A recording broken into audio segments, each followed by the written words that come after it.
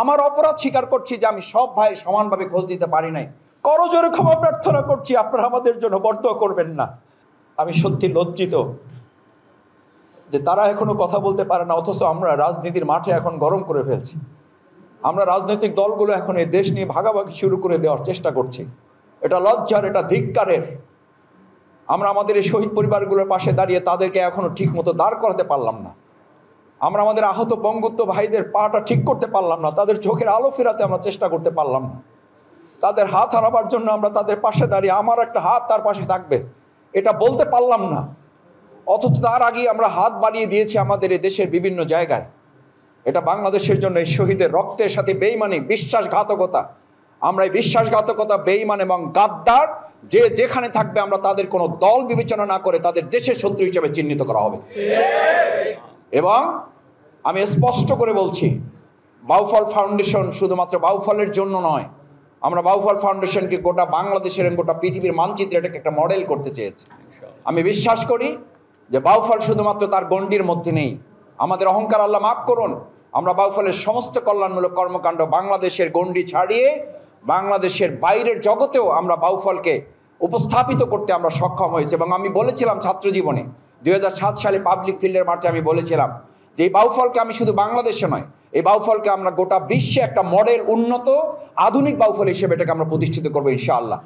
ইতিমধ্যে আপনারা জেনেছেন যে বাউফলকে আলহামদুলিল্লাহ দেশের মানুষ ভালোবাসে, দেশের বাইরের মানুষ এটাকে ভালোবাসে এবং এখানকার বহু কাজের উদাহরণ তারা বলে যে ভাই আপনারা যে কাজ করছেন আমরা এই কাজগুলো অন্য জায়গায় করার চিন্তা করতেছি, চেষ্টা করতেছি, এটার সওয়াব, এটার প্রতিদান আপনারা পাবেন আলহামদুলিল্লাহ।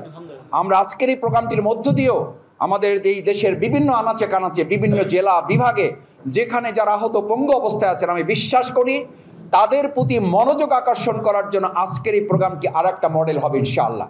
আমরা অন্তর্বর্তীকালীন সরকার তো একটা দায়িত্বে আছেন, কিন্তু আমি তো এটাও বিশ্বাস করি প্রত্যেক রাজনৈতিক দল, প্রত্যেক বিশিষ্ট গণ্যমান্য ব্যক্তি, প্রত্যেক বাংলাদেশের নাগরিকের দায়িত্ব এটা। শুধু অন্তর্বর্তীকালীন সরকারের দিকে তাকিয়ে থেকে আমি মনে করি আমাদের দায়িত্ব শেষ হওয়ার কথা নয়। তারা তাদের দায়িত্ব পালন করবে, আমরা তাদেরকে আহ্বান জানাচ্ছি। আমি প্রথমেই উদ্বোধনী বক্তব্যে বলেছি যে আমাদের অন্তর্বর্তীকালীন সরকার তারা চেষ্টা করুক, তার প্রয়োজনে আলাদা একটা কমিশন করুক, প্রয়োজনে আলাদা একটা দপ্তর খুলুক যেটার কাজই হবে। ইতিমধ্যে আপনারা জানেন যে তারা কিছু কাজ শুরু করেছেন, একটা ফাউন্ডেশন করেছেন। আমি আশা করব যে সেখানে দলমতের ঊর্ধ্বে ওঠে। আমরা বহুবার বলেছি আমাদের এই স্বাধীনতা, নতুন স্বাধীনতা যুদ্ধে জুলাই এবং আগস্টের বিপ্লবে শহীদেরা কোনো দলের সম্পদ নয়, কোনো ব্যক্তির সম্পদ নয়, কোনো রাজনৈতিক আদর্শের সম্পদ নয়, এটা দেশের সম্পদ। দেশের সম্পদ হিসাবে তাদের দেখাশোনা করার দায়িত্ব অন্তর্বর্তী সরকারের এবং দেশের প্রত্যেকটি নাগরিকের নেওয়াটা তাদের গর্বের ব্যাপার। তাদের পাশে দাঁড়িয়ে তাদেরকে কিছু টাকা সহযোগিতা করতে পারা তাদের প্রতি সহানুভূতি নয়, এটা বাংলাদেশের প্রত্যেক নাগরিকের দায়িত্ব এবং এটা আত্মতৃপ্তির ব্যাপার। আমি শফিকুল ইসলাম মাসুদ আপনাদের পাশে থেকে কিছু সময় আজকে কাটাতে পেরেছি, আমার গোটা জীবনের এটা আজকে একটা গোল্ডেন পিরিয়ড, এটা আমার জন্য সোনালী অধ্যায়। আমার গোটা রাজনৈতিক জীবনের যত মিটিং, মিছিল, সমাবেশ, হাজার লক্ষ লোকের প্রোগ্রাম করার সুযোগ আমার জীবনে এসেছে, কিন্তু আজকের এই ভাইদের সাথে বসতে পারাটা আমার জীবনের জন্য একটা নতুন মাইল ফলক, এটা আমাদের জন্য একটা গোল্ডেন পিরিয়ড। আমি এই সোনালী অধ্যায়টাকে গোটা বাউফলবাসী সহ গোটা দেশের মানুষের জন্য কীভাবে পৌঁছাতে চাই। আসুন আমরা যে যেখানে হয়তো অবস্থায় পড়ে আছে, আমাদের মা তিনি বলেছেন যে তার ওষুধ কেনার টাকা নেই। এটা শুনে আজকে আমরা ভালো জীবন যাপন করি কিভাবে।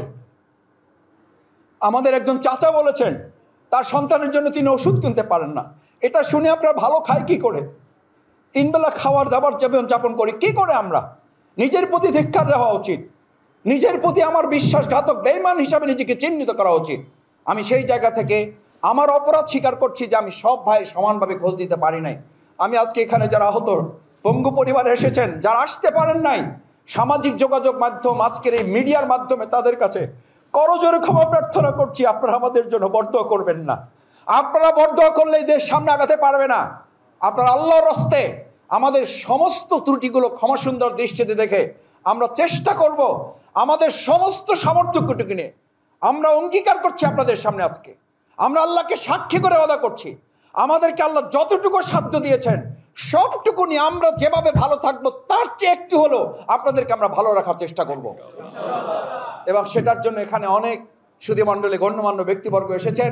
আমি বিশ্বাস করি যে আমাদের এই 6 জন শহীদের পাশাপাশি বাউফলে প্রায় 239 জন স্বাধীনতা যোদ্ধা আমাদের এই নতুন স্বাধীনতা যুদ্ধের 239 জন ভাইকে আমরা ইতিমধ্যে তালিকাভুক্ত করেছি। আজকে এখানে মাত্র আমরা 25 জনকে এখানে হাজির করতে পেরেছি মানে টোকেন আমরা তাদেরকে নিয়ে এসেছি। কারণ অনেকে আছেন, আমি অ্যাম্বুলেন্স পাঠানোর জন্য বলেছে যে ভাই আপনি আমাদেরকে যাওয়ার জন্য আমন্ত্রণ জানিয়েছেন, আপনি আমাদের জন্য দোয়া করবেন, অ্যাম্বুলেন্সে যাওয়ার মতো অবস্থা নেই। সেই ভাইদের কাছে আলহামদুলিল্লাহ আমরা গিয়েছি, কিন্তু আমি আজকে এই যে আমাদের একজন মুরব্বী বসে আছেন আমাদের আহত অবস্থায়, স্ক্রেচ দিয়ে ভর করে চলেন, আমরা 2 পায়ের উপরে ভর করে যখন চলি আর যখন দম্ভ করে কথা বলি, আমাদের তখন লজ্জিত হওয়া উচিত এই পায়ের দিকে তাকিয়ে, যে এই পায়ের কি অপরাধ ছিল যে পায়ে গুলি করা হয়েছে। এই গুলি যারা চালিয়েছেন, আমি দ্ব্যর্থহীন কণ্ঠে বলছি, এই পা হারানো ভাই, এই চোখ হারানো ভাই, এই পেটে পিঠে গালে চোখে গুলিবিদ্ধ ভাইদের যারা রক্তাক্ত করেছেন, অবশ্যই তাদেরকে আইনের আওতায় আনা হবে এবং তাদের বিচার নিশ্চিত করা হবে।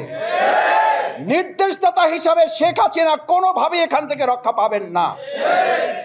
যারা এখনো বিভিন্ন জায়গায় থেকে নতুন করে ষড়যন্ত্র করার অংশ হিসেবে পাহাড়কে উত্তপ্ত করছেন, আমাদের গার্মেন্টস সেক্টরকে উত্তপ্ত করছেন, আমাদের ভিন্ন ধর্মাবলম্বীদের মধ্যে সাম্প্রদায়িকতার সৃষ্টির উস্কানি দিচ্ছেন, আমরা খুব ভালোভাবে বুঝি, আমরা রাজনীতি কম বুঝি, কিন্তু যতটুকু বুঝি তার অর্থ হচ্ছে এই, আপনারা এই রক্তের সাথে, এই পাহারানো লোকগুলোর সাথে, এই চোখে গুলিবিদ্ধ লোকগুলোর সাথে নতুন বিপ্লব, নতুন আর একটা বিশ্বাসঘাতকতা করে বিপ্লবের প্রতি বিপ্লবের যে স্বপ্ন দেখছেন, ধুলায় মিশিয়ে দেওয়া হবে। এগুলো দাঁত ভাঙার জবাব দেওয়ার জন্য জনগণ প্রস্তুত নিয়ে আছে। যারা গুলির মুখে জীবন দিয়েছে, আপনারাই নিজেরা বলেছেন স্যার একটা গুলি করে একটা মরে আর একটা ওখান থেকে লড়ে না, সেই জাতিকে পরাভূত করার সাধ্য আছে এক আল্লাহ ছাড়া, আমরা তা বিশ্বাস করি না। সুতরাং এই দুঃসাহস কেউ করবেন না।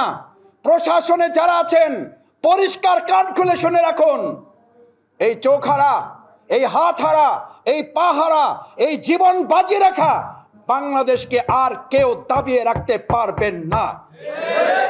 আমরা আমাদের এই ভাইদের যারা পা হারিয়েছেন, তাদের হাত আমাদের কাঁধের উপরে না, বরং বাংলাদেশটাই এখন আমাদের কাঁধের উপরে।